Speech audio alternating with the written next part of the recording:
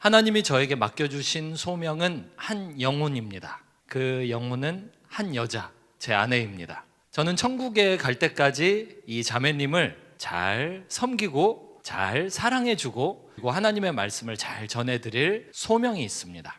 근데 죄인이라 그 소명을 실행하기가 매우 어렵습니다. 딸이 둘 있습니다. 하나님이 저에게 맡겨주신 사명입니다. 교회에 가서 교회를 섬기는 사명을 감당하는 것이 이 두 딸을 섬기는 사명을 감당하는 것보다 쉬운 것 같습니다.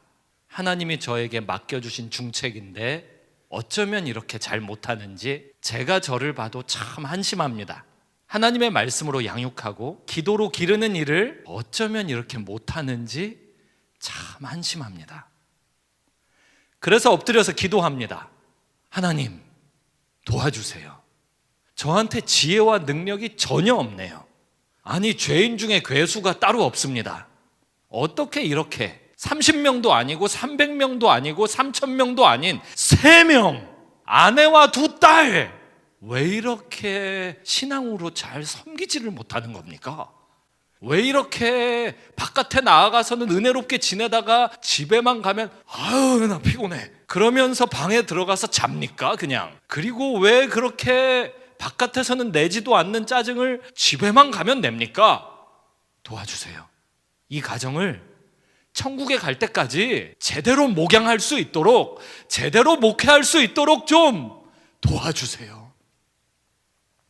그렇게 엎드려서 기도를 하려고 그랬었습니다. 근데 너무 졸려서 어젯밤에도 그냥 잠들어 버렸습니다.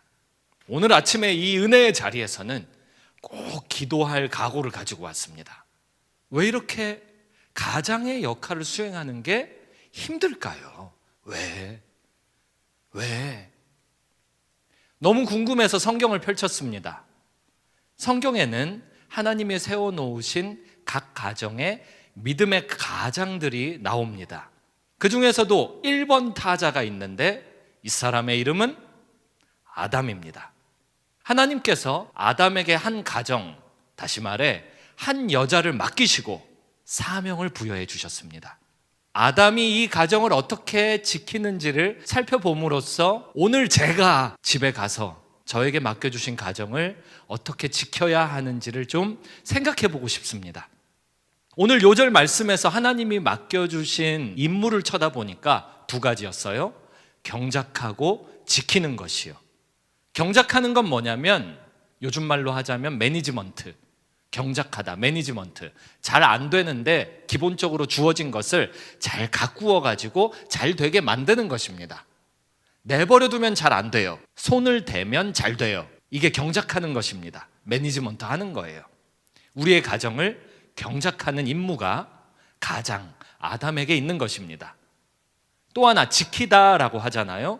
경찰이 시민을 지킨다. 군인이 국가를 지킨다. 지킨다라는 표현을 어디든 집어넣어 보면 이해가 더 쉽죠. 내가 가장으로서 가정을 지킨다. 그것은 가정에 세워놓으신 하나님의 목적에 반대되는 모든 것들로부터 가정을 보호하는 역할을 아담, 즉 가장이 해야 되는 것입니다. 우리 가정에 질병이 들어올 것 같다. 그러면 질병으로부터 가정을 보호하는 일의 책임이 아담, 가장에게 있는 것이고, 우리 가정이 이러다가는 굶어 죽게 생겼다. 그렇다면 경제적인 책임을 가장, 아담이 지고 있는 것이고, 그런 식입니다. 경작하고 지키는 임무를 가장이 맡았습니다. 조금 더 말씀을 살펴보았습니다. 2장 뒷부분에서 하나님이 아담에게 경작하며 지키게 하신 그 일 이후의 구절들을 각각 살펴보니까 저는 짧은 시간을 잘 활용하기 위해 6개로 정리해서 보여드릴 수 있게 되었습니다. 그 첫 번째, 같이 한번 말씀을 보실게요. 16절과 17절.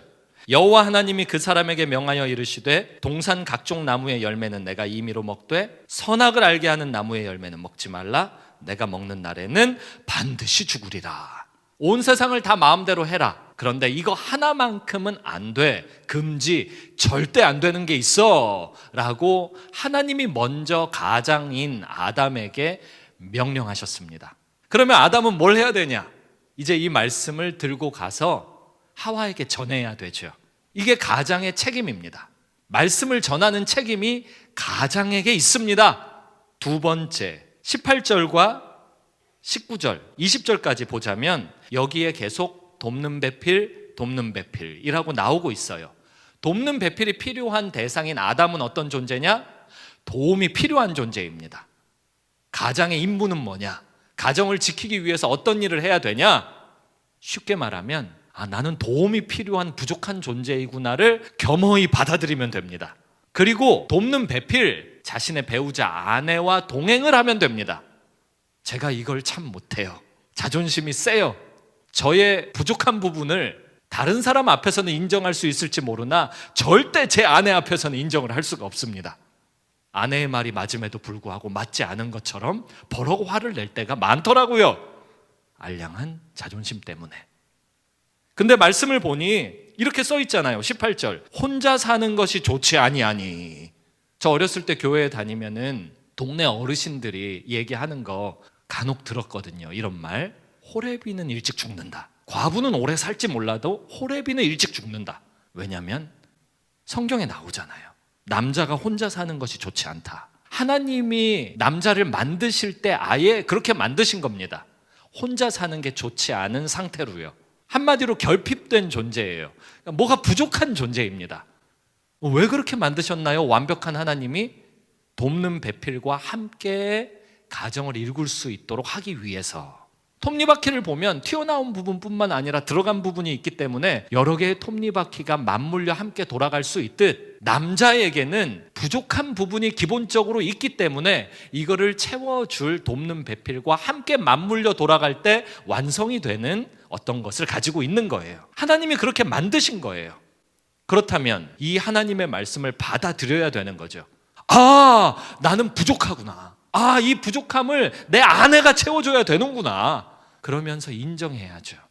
어떤 할아버지 목사님이 설교를 그렇게 하시는 걸 들었어요. 남자는 흙으로 만들었는데 여자는 갈비뼈로 만들었으니까 세라믹 아닙니까? 얼마나 더 고차원적입니까? 잘 사랑하고 섬기십시오, 여러 형제님들. 이런 설교를 들은 기억이 납니다. 겉으로는 남자가 더 나은 것처럼 자존심 세우고 제가 지낼지 모르지만요, 말씀을 들여다보면 여자가 더 나아요. 남자 흙덩이 아닙니까? 여자 세라믹 아닙니까? 고차원적이잖아요. 그러니 인정을 해야죠. 이게 가정을 지키는 두 번째 방법입니다. 세 번째 방법, 21절과 22절 말씀을 보니까 이렇게 써 있어요. 여호와 하나님이 아담을 깊이 잠들게 하시니 잠들매 그가 갈빗대 하나를 취하고 살로 대신 채우시고 여호와 하나님이 아담에게서 취하신 그 갈빗대로 여자를 만드시고 그를 아담에게로 이끌어 오시니. 한마디로 말하면 세 번째 방법은 존중하기입니다. 왜냐? 내가 뭐 한 게 있어야죠. 남자가 뭐 한 게 뭐가 있습니까? 있지요? 잔거. 그래, 어제 뭐 하셨어요, 목사님? 저 어제 너무 바빴습니다. 뭘 하시느라 그렇게 바쁘셨어요? 종일 잤습니다. 이렇게는 얘기 안 하잖아요. 남자가 한 일이 뭐예요? 배우자를 만나기 위해 잔 거. 잤어요. 하나님이 재우셨어요. 아무것도 결혼하기 위해 한 일이 없어요. 눈을 떴어요. 그랬더니 하나님이 이끌어다 주신 배우자가 거기 있어요. 게다가 내 옆구리뼈, 내 갈비뼈, 이걸 하나님이 꺼내서 만드셨잖아요. 이거는 가을이 되면 가끔 들리는 소리가 떠오르게 만들어요. 가을이 되면 옆구리가 시리다, 옆구리가 허전하다. 솔로 청년들이 그런 이야기들을 하죠. 왜냐하면 성경에 나오잖아요. 옆구리. 나와 함께 동행하며 존중받아야 할 배우자가 내 옆에 있는 겁니다. 내가 이 배우자를 위해서 아무것도 한 게 없어요. 그런데 여기 있는 거예요. 공짜로 거저 받은 겁니다. 하나님의 축복이에요. 하나님의 선물이에요. 그러니 존중해야죠. 받은 선물을 함부로 대한다라는 것은 선물을 준 사람을 무시하는 것이죠. 받은 선물을 소중히 대하는 것은 준 사람을 존중하는 거고요. 저의 아내는 제가 만들어낸 존재가 아니라 하나님이 공짜로 저 잠들어 있을 때 그냥 이끌어다 주신 존재이기 때문에 하나님을 존중하는 마음을 가지고 존중하며 옆에서 공존해야죠. 그렇게 할 때 가정을 지킬 수 있습니다.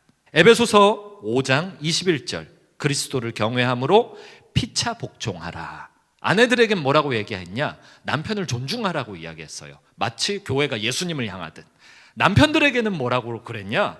아내를 사랑하라 그랬어요. 어떻게 사랑해라? 희생적으로. 마치 예수님이 교회를 향해 모든 것을 주셨듯. 너무 찔립니다. 저는 아내를 그 정도로 희생하고 존중하지 않아요. 어젯밤만 해도 쓰레기를 좀 버려주세요 여보 했는데, 바깥에 나갔다 와서 피곤한 남편에게 쓰레기를 버리라고 하더니 나의 이 피곤한 이 상태를 희생을 더 이상 할 수는 없지 하고는 안 버리고 잤어요. 오늘 아침에 보니까 그대로 있더라고요. 이게 죄인의 속성 아닙니까? 존중을 안 하는 것이죠.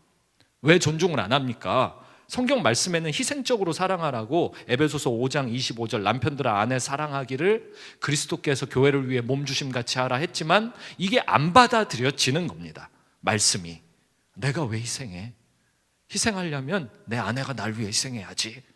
이런 기본적인 죄인의 속성, 태도를 갖고 사는 거예요.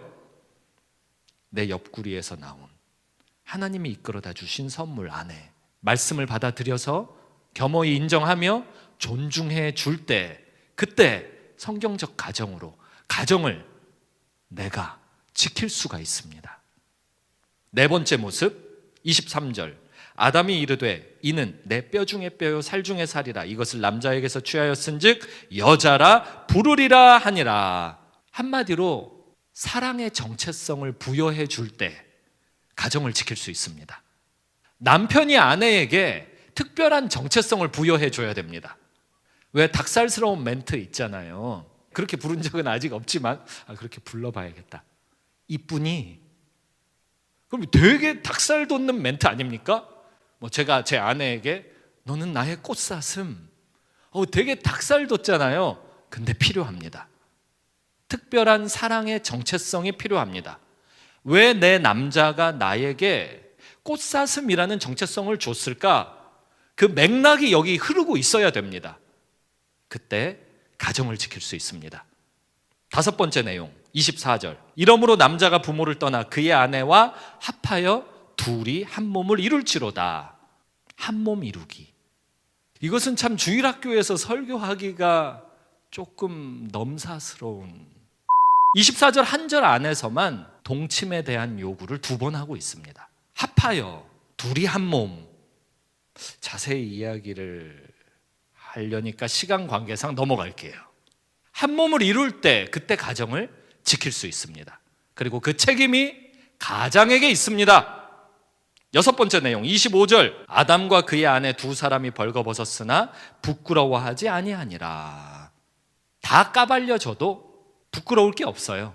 저의 모든 것이, 모든 생각이, 모든 마음의 상태가, 모든 일거수일투족 하루 종일 모든 일정이 다 까발려져도 감출 것이 없는 겁니다. 부끄러울 게 없는 겁니다. 그런 상태를 유지할 때 가정을 지킬 수 있습니다. 그 책임이 아담한테 있는 거예요. 여기까지 성경을 읽으면서 마음이 힘들었습니다. 이게 뭐야? 하나도 해당되는 게 없어요. 저에게 말이죠. 어쩜 이렇습니까? 16, 17절 제가 아내에게 말씀을 가장 최근에 언제 이렇게 진지하게 좀 전한 적이 있었나? 18절로 20절 내가 혼자 사는 게 좋지 못하다라고 겸손히 인정하며 도와달라고 한 적이 있나? 도움을 기쁘게 받아들인 적이 있나 내가? 21절로 22절 내가 아내를 그렇게 하나님이 준 선물로 고귀하게 대하면서 존중하는 이런 것을 내가 마지막으로 한 게 언제였더라? 23절 내 뼈 중에 뼈요 살 중에 살이라 너는 나에게서 나왔으니 여자라고 내가 정체성을 주리라. 그렇게 사랑의 속삭임을 주며 특별한 우리 둘 사이의 어떤 정체성 그 부여를 내가 책임지고 해준 적이 거기 있었나? 다섯 번째 내용 24절 둘이 합하여 둘이 한 몸 그걸 정말 아내가 만족할 만하게 내가 제공해 준 적이 있었나? 끝으로 25절 순결한 거 부끄러움이 없는 상태 모든 게 다 까발려줘도 내가 안 모든 게 까발려지면 큰일 날 것 같은데 엄청 부끄러울 것 같은데 몰랐으면 좋겠는데 너무 슬퍼요. 결론 되는 일이 없어. 하나도 없어. 가정을 지킬 수가 없어요. 이거 어떻게 지킵니까? 지킬 수가 없어요. 할 수 없는 일입니다. 그게 결론이에요. 그러면 질문, 할 수 없다면 안 해도 되는 일입니까? 아니, 이게 안 해도 되는 일이냐고요. 어떤 부대의 슬로건은 그거죠. 안 되면 되게 하라. 왜냐하면 안 하면 안 되는 일이니까요. 군인이 나라를 지켜야 돼서 나라를 지키는 어떤 임무를 부여받았는데 내가 그게 힘들어, 그 임무를 수행하기가. 그래서 임무를 준 상관한테, 임무를 준 국가에게 너무 힘들어서 못하겠는데요? 라고 말할 수 없잖아요. 임무는 곧 사명 아닙니까? 명령은 군인에게 사명 아니냐고요. 하나님이 남자를 세우시고 이렇게 명령을 주시고 말씀을 주셨다면 그게 곧 임무이고 사명이니까 반드시 해내야 될 것 아닙니까? 안 되면 되게 해야 될 거 아닙니까? 목사님, 너무 힘들어요. 가정을 이렇게 지키기가 힘들어요. 그렇다면 저는 조언할 말이 있어요. 여기 지식이 들어있으니까요. 성경에 이렇게 나오니까 이렇게 해라. 근데 이게 제 이야기다 보니까 참 적용이 안 됩니다. 어떡하죠? 안 되겠는데요. 이대로 안 되겠는데요. 하나님, 그런데 해야만 하겠는데요. 어떻게 하지요? 제가 내뱉은 이 눈물 어린 호소 있잖아요.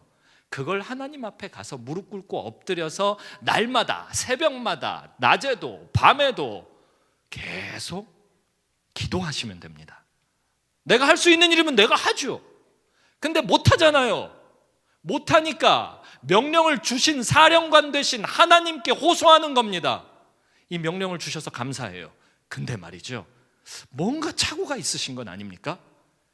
명령을 주신 분 하나님을 인정을 하기는 하지만 받은 제가 이거를 못하니 하나님, 이거를 줄 만한 사람에게 이 명령을 줘야 될 것 같은데 어떡하죠?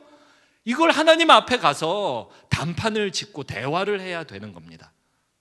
도와주세요. 하나님, 이것 좀 어떻게 좀 해결 좀 해주세요. 아니면 명령을 옮겨주시든가요. 말씀 읽어드릴게요.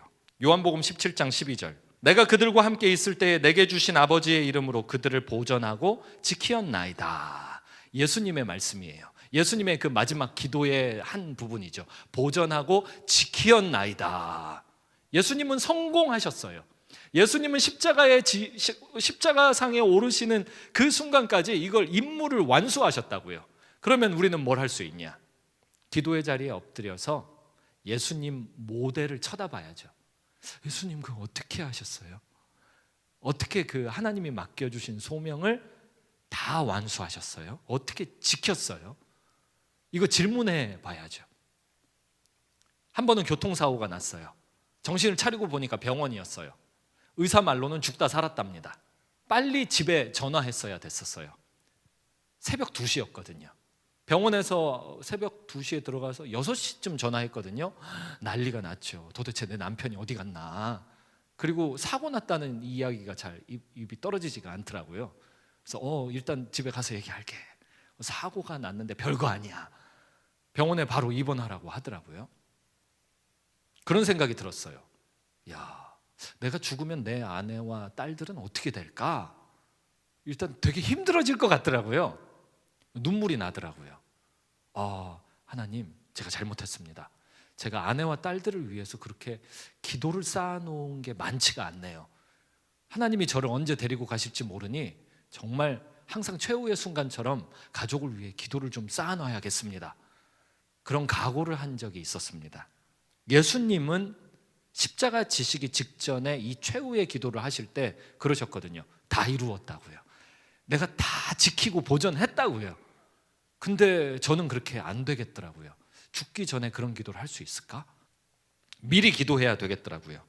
말씀 하나 더 읽어드릴게요. 야고보서 4장 2절. 너희가 얻지 못함은 구하지 아니하기 때문이요. 말씀을 들으면서 그런 분들도 계실 거예요. 아이고, 이거를 내 남편이 이 말씀을 들었어야 되는데. 아니면 내 남편은 아직 예수님을 안 믿어요. 이런 분 계실 거예요. 우리 아빠는 아직 예수님 안 믿어요. 이런 분 계실 거예요. 근데 말씀에 보니 뭐라고 써있냐? 얻지 못함은 구하지 아니하기 때문이다. 내 남편을 위해, 우리 아빠를 위해 이렇게 지키는 남편, 지키는 가장, 지키는 아빠가 되게 해달라고 얻을 때까지 하나님께 간청하며 기도하시자고요. 말씀 하나 더 읽어드릴게요. 너는 내게 부르짖으라. 내가 내게 응답하겠고 내가 알지 못하는 크고 비밀한 일을 내게 보이리라. 남편들에게 하나님이 주신 임무를, 그걸 내가 이거 수행을 못합니다 하고 말씀에 비교해 가면서 회개하며 부르짖어 기도할 때 하나님께서 그 가정을 향하신 큰 뜻, 비밀한 뜻을 보여주실 것입니다. 동시에 믿지 않는 남편이나 아빠 혹은 가정을 이렇게 말씀대로 잘 지켜주지 않는 남편이나 아빠가 있으시다면 그분을 위해 부르짖어 말씀에 맞게 행동하는 가장 되게 해달라고 기도하실 때에 하나님께서 가지고 계신 그 가정을 향한 크고 비밀한 뜻을 반드시 보여주실 것입니다. 에베소서 5장 32절, 이 비밀이 크도다. 나는 그리스도와 교회에 대하여 말하노라. 믿음의 가정을 세워보세요. 세계 선교가 진행됩니다. 이 비밀이 크도다. 나는 그리스도와 교회에 대하여 말하노라. 믿음의 가정을 세울 때 그것이 연결되어서 세계 선교가 진행되는 것이 하나님의 뜻입니다. 잠깐 청년들 위해서 축복하자면 믿음의 가정을 이루시기 바랍니다. 결혼 안 될 것 같다라는 것은 사탄이 주는 거짓말입니다. 외모 때문에, 이력 때문에, 학력 때문에 결혼이 안 될 것 같다. 이거는 지옥의 세력이 주는 거짓말입니다. 성경적 진실은 하나님이 결혼을 원하십니다. 하나님께서 결혼을 순적하게 인도해 가십니다. 그러니 염려하지 마시고 하나님 앞에 엎드려서 부르짖어 청년분들 기도하시기 바랍니다. 믿음의 가정을 저에게 주옵소서라고요. 말씀 하나만 더 읽어드릴게요. 요한복음 15장 7절, 너희가 내 안에 거하고 내 말이 너희 안에 거하면 무엇이든지 원하는 대로 구하라. 그리하면 이루리라. 하나님의 말씀이 여기 있잖아요. 오늘 들은 하나님의 말씀을 꼭 붙들고 이걸 가슴에 품고 이걸 마음에 꼭 끌어안고 하나님, 이 말씀대로 되기를 원합니다 라고 부르짖으시자고요. 그러면 말씀대로 이루어질 겁니다. 너희가 내 안에 거하고 내 말씀이죠. 내 말이 너희 안에 거하면 무엇이든지 구하라. 이루어지리라. 구한 대로 다 이루어질 것입니다. 아쉬워서 진짜 마지막으로 말씀 하나만 더 읽어드릴게요. 마태복음 7장 7절, 구하라 그리하면 너희에게 주실 것이요. 그리고 9절로 11절, 구하는 이마다 받을 것이요 찾는 이는 찾아낼 것이요 두드리는 이에게는 열릴 것이니라. 너희 중에 누가 아들이 떡을 달라 하는데 돌을 주며 생선을 달라 하는데 뱀을 줄 사람이 있겠느냐. 너희가 악한 자라도 좋은 것으로 자식에게 줄 알거든 하물며 하늘에 계신 너희 아버지께서 구하는 자에게 좋은 것으로 주시지 않겠느냐. 이제 기도하십시다. 도와주세요 하나님. 말씀에 맞지 않는 저희 가정을 도와주세요. 말씀대로 저희 가정에 이루어지도록 도와주세요.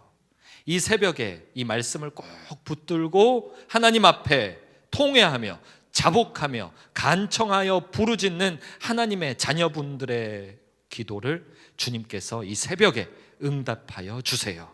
우리를 불쌍히 여겨주세요. 예수님의 이름으로 기도드렸습니다. 아멘.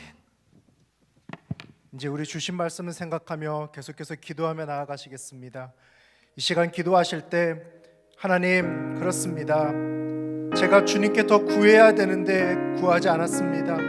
제가 믿음을 가지고 나아가야 되는데 저희 믿음이 연약했습니다. 이 시간 제가 다시 한번 결단하며 나아가기 원합니다. 제가 기도로 우리의 가정을 지키기를 원합니다. 제가 기도하는 아버지가 되기 원합니다. 기도하는 어머니가 되기 원합니다. 하나님, 제가 저희 부모님을 위해서 기도하는 아들과 딸이 되겠습니다. 기도로 우리의 가정을 지키겠습니다. 시작하는 2월, 제가 기도로 하나님 앞에 나아가는 2월이 되게 도와주시옵소서. 우리 다 함께 주님 외치며 결단하며 기도하며 나아가겠습니다. 주님!